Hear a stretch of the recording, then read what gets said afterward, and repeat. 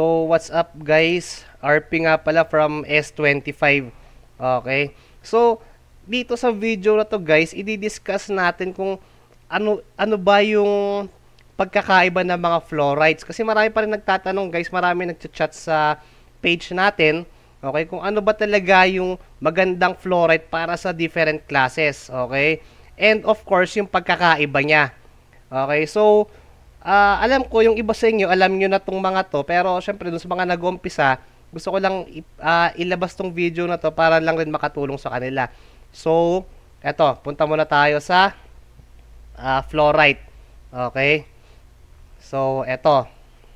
Ano daw ba yung magandang fluoride para sa MG, para sa BK, para sa Dark Wizard, sa ELF, DL, GL, Summoner, mga yan. So, dito, i-discuss muna natin. Umpisa natin dito. Anong pagkakaiba ng fire sa ice? Okay? So, ito, i-discuss natin para alam ninyo.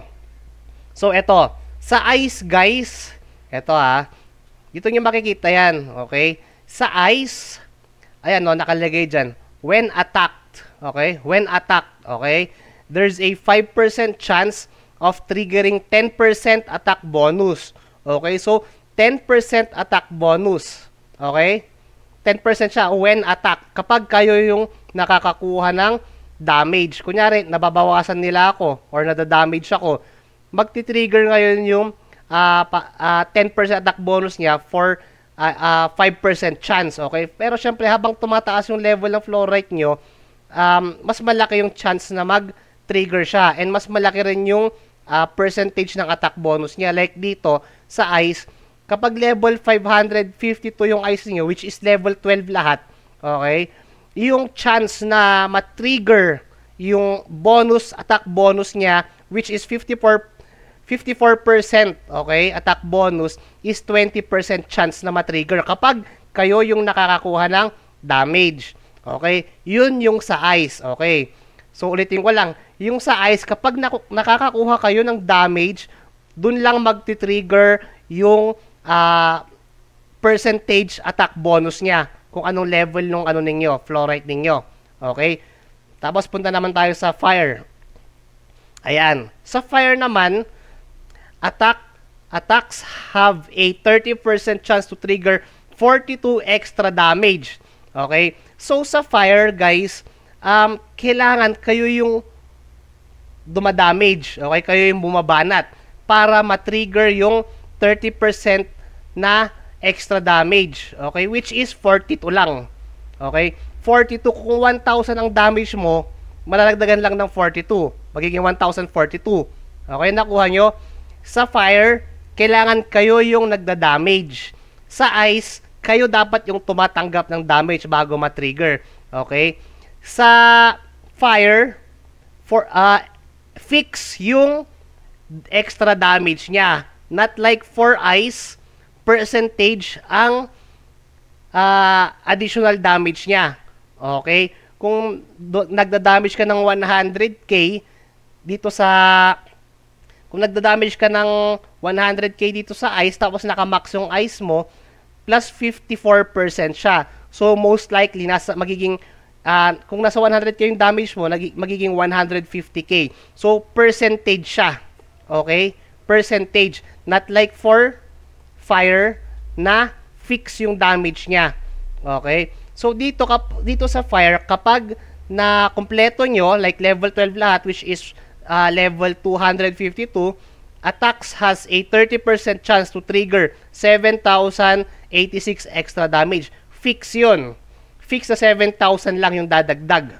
Okay? Not like for ice, habang tumataas yung damage mo or yung attack mo, tumataas din yung percentage, syempre. Okay, kasi per percentage yung damage niya, ay yung extra damage niya.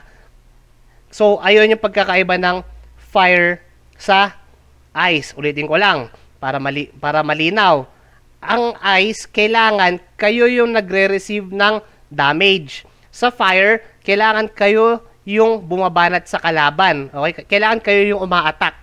Okay, sa fire naman, fix ang extra damage niya. Not like for ice, percentage ang extra damage niya. So, yun yung pagkakaiba. Okay? So, moving forward, sa water, syempre yung water, ayan. Water naman is pangdagdag yan ng HP guys ha. Dagdag ng HP. Dagdag ng HP ang water. Okay, sa 10, kapag level 12 yung water nyo, nasa 10,000 plus yung madadagdag na HP per fluoride. Pag level 12 guys ha. Okay, so yun yung sa water. Yung water plus HP siya. Okay, and then dito naman sa parang stats niya, okay? Kapag level 12 lahat yung fluorite na water ninyo, ayan o, when attacked, kapag kayo yung nakakakuha ng damage, there's a 30% chance to restore 3,543 HP. 30% chance guys, kapag kayo yung nakakakuha ng damage, okay? So yun siya, yun yung sa water. Punta naman tayo sa wind. Wind, like itong sa akin, wind, ayan. Wind, ayan. Ayan. So, dito sa wind naman, guys, okay, def naman to, pangdagdag ng def. Ayan, no. So, def siya. Okay? So, ano bang nakukuha sa wind? Ayan. Kapag na-kompleto yung level 12 lahat ng wind ninyo na fluorite, ayan, PVP damage reduces by 25%. Okay? So, sa pagkakabasa ko, syempre, ando na yun, okay? PVP damage reduction by 25%. Yung damage nila mababawasan ng 25%. So, yun yung sa fluorite na wind, okay? So, yun siya, okay? So, ano ba yung magagandang fluorite para sa iba't ibang class? Guys, disclaimer lang ulit. These are all based on my opinion, okay? Hindi ko sinasabing tama to, okay? Konting guide lang to para sa mga nagsisimula, mga ganyan. Okay? Hindi ko sinasabing tama ako. No? Okay? So, eto. Mag-umpisa tayo sa BK. Sa BK. Okay? Parang sa atin. Okay? Sa BK, guys, for PVP, I mean, for all classes, for me, guys, kailangan may pang farm kayo, meron rin kayong pang PVP. Okay, medyo magastos, medyo mahal. Pero ganoon talaga eh. Pero kapag tumagal naman kayo, maiipon at maiipon nyo yan. Okay, like for me, dito sa inlay ko, may pang farm ako. Ayan yung pang farm ko, medyo hindi pa kompleto. Meron rin akong pang PVP. Ayan. Almost level 12 na lahat. And then ito, may konti pa na napindot ko naging level 12 lahat eh. So, ayan lang yung naging ano. So, ayan. Dalawa lagi guys yung pang for most classes. Kailangan dalawa yung fluorite ninyo. Okay. So, for BK guys, I recommend na pwedeng gamitin nyo pang PVP is wind, pure wind or pure water. Or pwede nyo rin i-mix. Nasa inyo yan kung anong gusto ninyo. Okay. Bakit maganda yung wind, I mean yung water fluoride para sa BK? Dahil dito sa Guardian, eto, okay? Fluoride, kapag na level 10 nyo to, hindi ko sure, 50% yata to eh. Kapag na full yung level 10 to, nasa 50% additional HP from fluoride. Okay?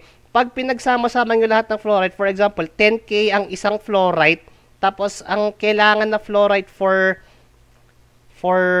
inlay is 3, 6, 9, 12, 15, 18, 21.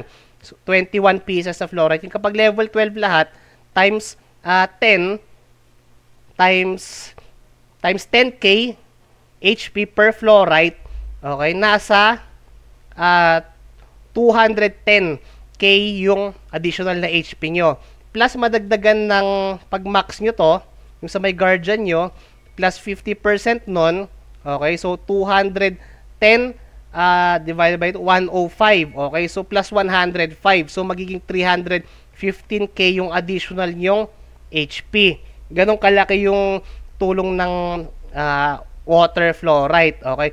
Ba't hindi ako naka-water fluoride, sabi nila. Ako guys, kasi syempre kanya-kanyang build nga to, 'di ba? Kanya-kanyang opinion. Para sa akin, ano pa rin ako sa wind. Okay? So wind, Pero nag-iisip ako na lagyan rin ng konting ice para tumaas yung HP ko. Kasi guys, yung sa mga pure water dyan, na BK, pumapalo ng 1.5, 1.6M yung HP nila. Pero syempre, yung damage, medyo malakas pa rin sa inyo. Pero okay lang dahil mataas naman yung HP ninyo. Okay? And then yung reflect ang importante doon. Magre-reflect sa kalaban yung, kunyari, malakas yung damage ng kalaban, mga summoner, mga ganyan. Yung reflect niya mas malakas. Kasi nga, mas malakas din yung damage sa'yo, kumbaga parang ganun. Okay? So, yun yung sa BK. Okay. For MG naman, anong flow rate ba para sa MG? Okay. For MG, pinakamaganda pa rin is ice. Okay. Ice. Alam nyo na kung bakit. Dahil, in-explain ko kanina yan. Okay. I explained it earlier. Okay. So, for MG, summoner, yung mga yan, for me, ice talaga. Pero kapag medyo low budget kayo o kaya talagang mahal na yung flow rate sa server ninyo, pwede naman kayo mag-ice. Pero still, I mean fire. Pero still, mas maganda pa rin ang ice. Okay? So, next, yun yung para sa MG, Summoner, yung mga damager ba talaga? Mga yan. Mga Wiz, yung mga yan, Dark Wizard. So, same for Dark Wizard, pwede rin silang mag-ice fire. Okay? Summoner, MG, Wiz, yung mga yan. Ice talaga. Kung makikita nyo dito, yung top 1 namin cross server, which is Sigwi, pure ice to guys. Pure ice to. Ang sakit neto. Okay? Ayan, no? 2 plus 276 sa damage niya. Ayan. Pure ice to guys. Naka-pure ice siya. Talagang malakas yung damage niya. Legit na malakas. Ang sakit. Makati. Okay, nakita nyo naman kung napanood nyo yung 3v3. Okay, sa 3v3 rank match. Nakikita nyo yung damage niya. Ayun. So, yun yung para sa MG, Summoner, Dark Wizard. Sa Elf naman, Energy or Agi Elf. Para sa akin guys, maganda pa rin still ang Ice. Or pwede yung haluan ng Wind. Okay, bakit? Dahil makunat ang makunat ang Elf eh. Kahit makunat siya, tapos yung miss pa, ang lakas mag-miss sa kanila, even for Dark Wizard, yung mga yan. Yung Dark Wizard kasi meron silang damage reduction, kaya medyo makunat din yung mga yan eh. Even for Elf, ganun yun. Para sa akin ng Elf, maganda yung combination ng Ice at saka Wind pang PvP. Okay, Ice and Wind. Pero kapag magpa-farm lang siguro, pwedeng kahit pure Ice. Okay, syempre, hindi pa rin tatanggalin doon, pwede pa rin mag-fire kapag talagang mahal na yung ice sa server ninyo. Okay, so sabi ko sa inyo, 'di ba guys, habang maaga pa mag-invest kayo sa flow rate nyo dahil kapag tumagal, magiging ganito yung presyohan ng ninyo, flow rate ninyo sa servers ninyo. Ito nga tong ice namin, level 6, 177. Ayan. Ayan, no. Yung fair, medyo mababa pa. Ayan. Pero yung ice, guys, grabe ang ice. Napakamahal ng ice. Legit na mahal. So, kung ako sa inyo, habang bago pa yung server nyo or mura pa yung server nyo or hindi pa na-merge yung server ninyo, banatan nyo na ang flow rate ninyo. Next, sa DL naman tayo. DL, Cha or Strength. Okay? Ganito kasi yan, guys. Sa Cha at saka sa Strength, kung Cha ka, okay, parang sinasacrifice mo yung a little bit of damage para mas maging makunat. Pag strength ka naman, the other way around. Okay? The other way around naman siya. Parang the other way around.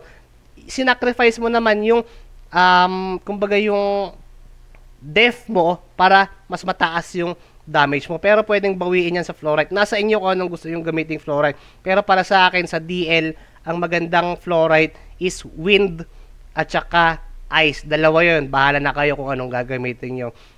Wind or wind and ice, pwede yung i-mix, pwedeng pure wind ng mga ganyan. Okay? So, next sa Grow Lancer. Ito, sa Grow Lancer guys, maraming pagpipilian. Parang BK rin yung sa Grow Lancer eh. Pwedeng wind, water, at saka ice. Okay? Pwede kayong mag-pure wind, o pwede kayong mag-pure water, o kaya mix ng wind and water, okay? And then ice. So, yun, syempre yung ice pang ano nyo pa rin, kumbaga pang red boss ninyo, pang farm ninyo, mga ganyan. Okay, so for me, kailangan nakaset lagi yung may, kumbaga may pang farm kayo, may pang PVP lang rin kayo. Yun yung para sa akin. So, yun guys, yung different kinds of fluorides, and then kung ano ba yung use niya para hindi na kayo nalilito, ano ba yung magandang I mean yung recommended ko para sa mga iba't ibang classes ng dito sa MU Monarch. So yun guys yung mga fluoride. I hope na intindihan ninyo. Kung hindi naman, pwede nyo na lang ibalik tapos panoorin nyo ulit para maintindihan ninyo. Or pwede nyo pa rin akong i-chat sa Facebook page natin, which is RP Gaming. Ayun. So, yun lang guys.